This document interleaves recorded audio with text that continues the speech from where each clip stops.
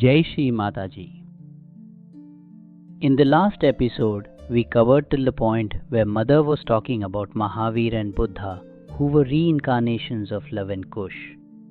They preached the doctrine of non-violence, ahimsa, which was later developed into an extreme form of vegetarianism.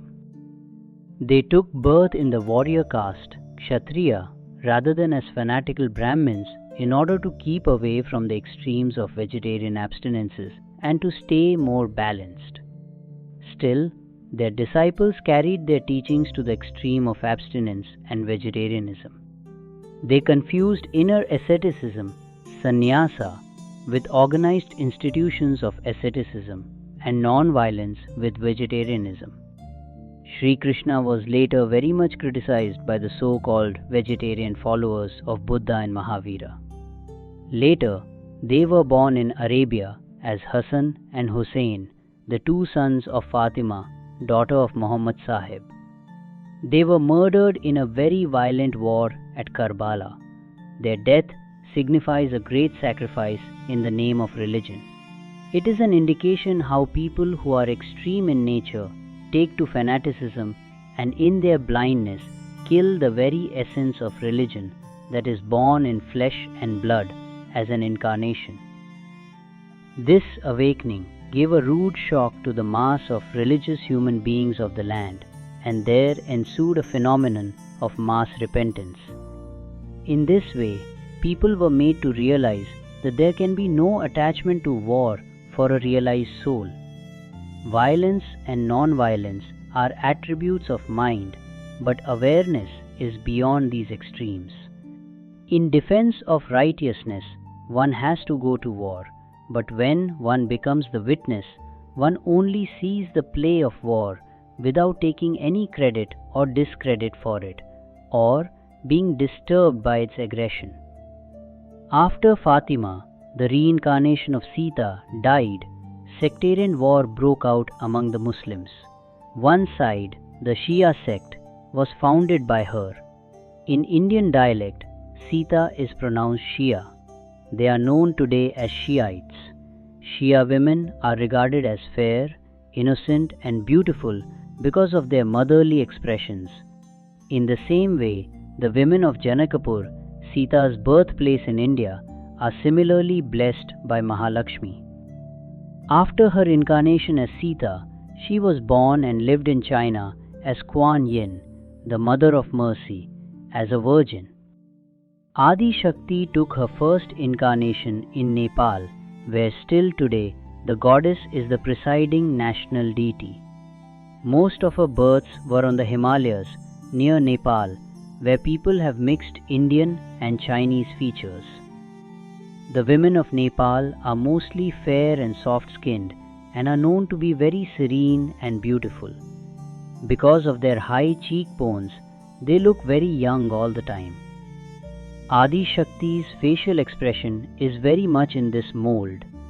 To be precise, she looks Nepali. The fourth human birth of Adi Shakti was as the Virgin Mary, Mother of Christ. She incarnated in the Middle Eastern kingdom of Judea. In that life, she did not marry and did not live like Radha, who did not bring forth her only son Mahavishnu on this earth, though she had created him in the body of the Virata in the Vaikuntha stage. It was as a virgin that Mary conceived Jesus Christ, the ninth incarnation of Adi Vishnu.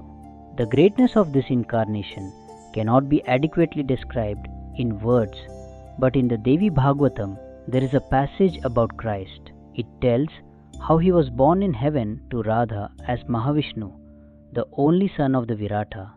He is none other than Shri Ganesha, the symbol of eternal childhood.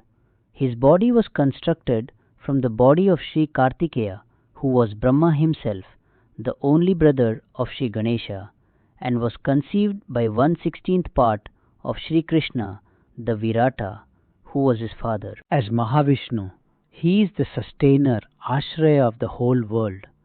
A father always wants his son to be greater than himself.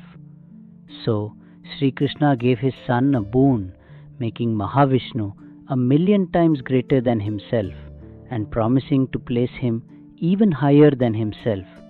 His being would contain unlimited Brahma, Vishnu and Mahesha, Shiva, and from his forehead 11 Rudras would be created when the last day of destruction will come. Radha in Mary's incarnation wanted to give her son the name of her Lord, Krishna. Krishna comes from Krishi and Na. Krishi means farming. Na means the one who carries. So the name Christ came from the Krishi in Krishna. The name Jesus was derived from Jasoda, a form of Yashoda, the foster mother of Sri Krishna. Radha also wanted to give Yashoda's name to her son because of Yashoda's devotion and worship of her in Vrindavan and Gokul. The abbreviation of Yashoda was Jesu or Yesu, so Radha/Mary named her son Jesus Christ. In the life of Jesus Christ, the highest expression of the essence of spiritual innocence came onto earth as God the Son. Human beings witnessed the sacrifice of the dearest and only Son of the Father, Virata, for humanity's sake. This allowed a deeper human perception of God's great love for the human race. The crucifixion of Christ happened at a time when people knew about God the Father but did not know how to crucify their human self to allow the spiritual self to express itself. This is the real meaning of the resurrection of Christ, that man could be the physical witness of the immortality of the spirit, which does not suffer and never perishes. For the first time, human awareness registered the truth of the immortality of spirit, which Sri Krishna had preached in his lifetime, which is recorded in the Bhagavad Gita written by the poet Vyasa.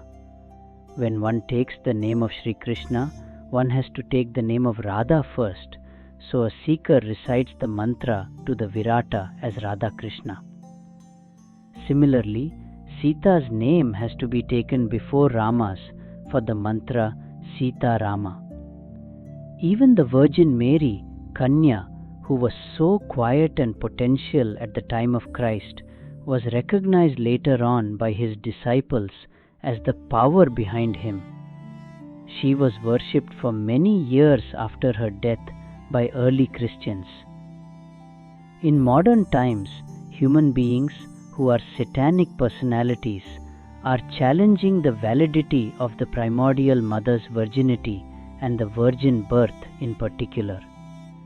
Mary has clearly shown the power of virginity that can raise a mother to such an exalted, powerful position that she can conceive a child by desire alone. She had reached that high stage of evolution when, by her divine will, she could immaculately conceive.